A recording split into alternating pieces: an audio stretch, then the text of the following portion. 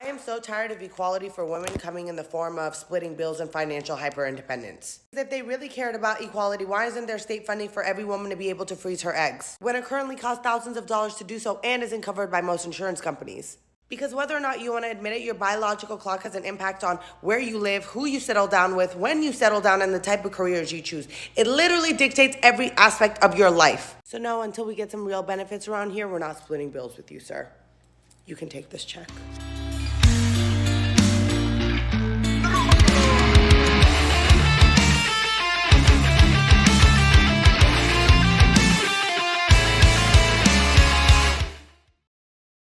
Apparently, guys, women don't have enough power yet, even though alimony and child custody go disgustingly in favor of women, even though divorce is stacked up against men, even though men are expected to be incredibly financially successful to even have a chance to receive female attention, even though there are thousands of women receiving more money a month for showing their undressed average bodies than men walking their behinds off, even though in many places getting rid of a baby is something the government pays for and a woman can do it freely without even asking the father, women still don't have enough power.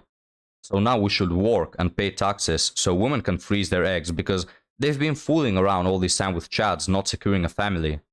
Well, darling, no one but you is to blame for you hitting the wall so hard. But hey, weren't you modern and independent? Yet you still expect men to pay for your lack of self-awareness and poor decisions. So thank you to all the very sweet people who keep messaging me being like, girl, you're beautiful. Don't worry. There's no way you're going to die alone. There's so many men that'll want you. Yeah, it's not a lack of options. That's the problem. I'm the problem. I am good at being alone. I don't need anyone for anything. And therefore, I have the most unrealistic expectations of what I would want in a relationship. And unless I find someone that meets those unrealistic expectations, why would I bother? I don't need anyone. So if I see one red flag at any point, I'm going to throw that whole human out. So don't worry, I don't make these jokes because I'm actually sad and lonely. I just make these jokes because this is just my terrible sense of humor. And, well, I joke about things when they're awkward. And I'm not scared of dying alone. I'd rather die alone than be in a relationship with another mediocre white boy. Well, I'm happy for you if you're good at being alone because no man ever would want anything from you other than what's between your legs. So good luck with ending your life lonely. Well, at least you have your companions, narcissism, entitlement, misery, lunacy. I'm sure they will be of great company. Oh, and guys, she is a single mother. Can you imagine this kid that she has?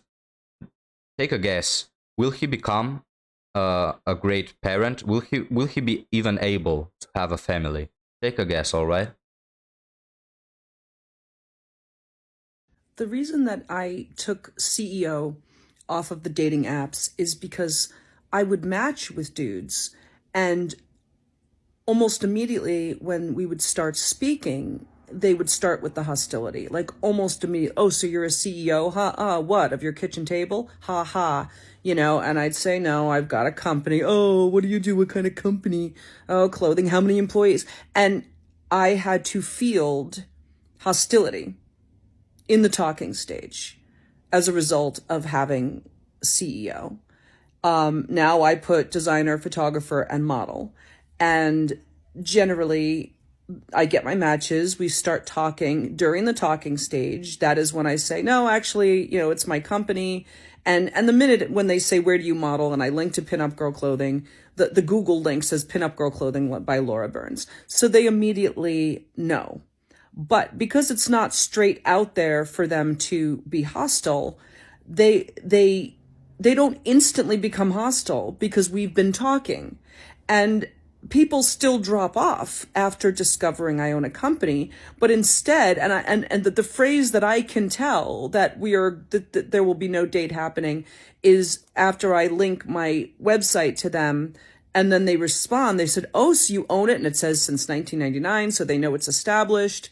And then they go, "Wow, impressive."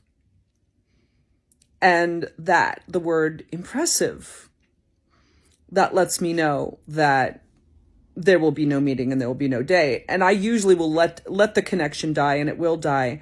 And if it doesn't die immediately, it's funny because then the men, and these same men that would not be cool with it, after they say impressive, if we're still talking and they're still cool, they will then say, oh, I bet there's some men out there that would find that very intimidating. And I would say, no, only the weak ones. And that's how I get rid of them completely. They're gone after that response because they were clearly feeling intimidated, which is why they said that. So it's more that I want a soft exit. I don't want to deal with hostility straight out the bat. You know, the dating apps will not be fun for me if I have to field hostility. So it's more of a softer catfish where they're going to know before we meet that I own the company, but they're going to be told in a softer way, and they can have an easier way to exit without, being adversarial with me and, being an asshole, because I just don't want that. So that's why. Literally no man ever has said the words, men must be intimidated. There is nothing intimidating that makes men crap their pants because you are financially successful. Hell, if anything, they will be happy for you. But a reason why most men feel disgust with women being CEOs is because almost always it comes with narcissism and entitlement. Hell, guys, the average woman has an ego the size of a planet. What about women who actually have things going on for them? So, number one, extremely narcissistic, I don't need no man vibes. Number two, you are in your 40s and you are still dating numerous men on dating apps. You don't have anything stable, you've been messing around all this time. Number three, you're probably busy and don't want to focus on a family. So for guys that want that, it's immediately no. And number four, the reason why so many men will be quote-unquote harsh is because we have so many women writing in their profiles that they are a CEO, an entrepreneur, and that in reality, they just have a self-made business with 2 employees on Instagram that sells makeup and makes $50 a month. Right? Like, you can't take it seriously at this point because there are so many women pretending to be successful and entrepreneurs and CEOs, and they are just selling fake eyelashes, making a gross profit of $50.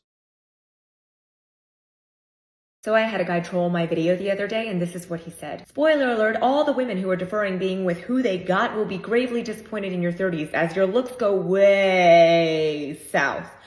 I'm 36 and will never date any women in her 30s, ever. Ignoring the stark grammatical errors aside, let's see if his thesis holds true. Here's a photo of me from 10 years ago at the innocent, pure, desirable age of 22. And here's the photo of me from 20 seconds ago, unfiltered and unedited, looking like the haggard beast that I clearly am at the ripe old age of 32. And while I could expound further on the subject, they say a picture is worth 1,000 words, and I've got 2 of them here, so I'll let the pictures do most of the talking. But here's what I will say. Ladies, a man who was born in this country whose first language is English, who doesn't know how to appropriately pluralize the word woman, probably doesn't know anything about women to begin with. She says unfiltered and unedited, yet she's wearing lipstick, fake eyelashes, a few layers of makeup. I don't know, boys, that's enough filters if you ask me. But here's the thing. I don't think that women expire at 30. A woman can be 30, but if she has a nice attitude and is overall a good person, she will be precious in the eyes of respectable men. If she cares about family, if she cares about her husband, if she is not narcissistic and a pain in the neck, her age doesn't matter.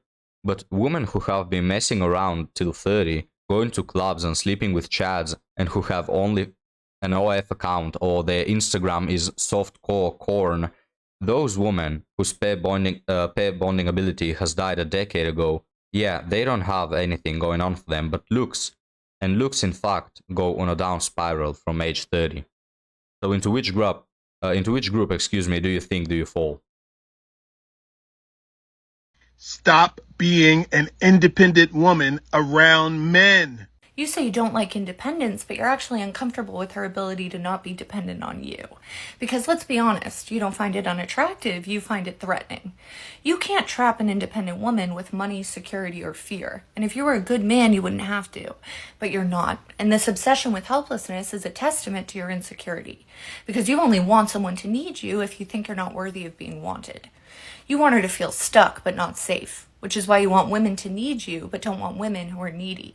Independence in general doesn't make you uncomfortable because you obviously want her to clean the house and make you a sandwich on her own. So you only want her helpless in ways that will reinforce your masculinity and limit her confidence. You can't have her relying solely on herself for validation if you're relying on her for yours. So you say that men feel more masculine when they're helping women, but if your masculinity is dependent on my level of helplessness, then you're probably not a man. You know, it's funny to me, guys, how women will, with the same breath, say how they are independent and at the same time that men should provide and that they don't have enough benefits. So which one is it? Men don't feel threatened by an independent woman. They feel disgust because at the core of every relationship lies interdependence. Men need women and women need men in their different ways. So when men want something serious, they are looking for a humble person, for a person who knows how to give and to admit that they also need. They don't want a narcissistic, I don't need no man type of woman. If you are independent, then go to the streets where you belong. Man, I'm so tired of women saying, men are like dessert, I like it, but I don't need it. And when men say that that is disgusting and it's undating material, then all of a sudden we are threatened. No, it's not threatening, it's vomit inducing. And we won't deal with it. So that will be it for today, guys. Leave a like if this video entertained you and comment what you think. What are your thoughts on the whole independence thing? What makes you feel disgusted when a woman is independent? You know, personally for me, it's that first off, they have this attitude of I don't need no man. And second off, these people that say that they're independent, they're one of the most egoistic people on the planet, you know? They never want to give anything to you. They never want to pour something into the relationship. They only want to take. But I'll leave you now, guys. Have a good one ahead.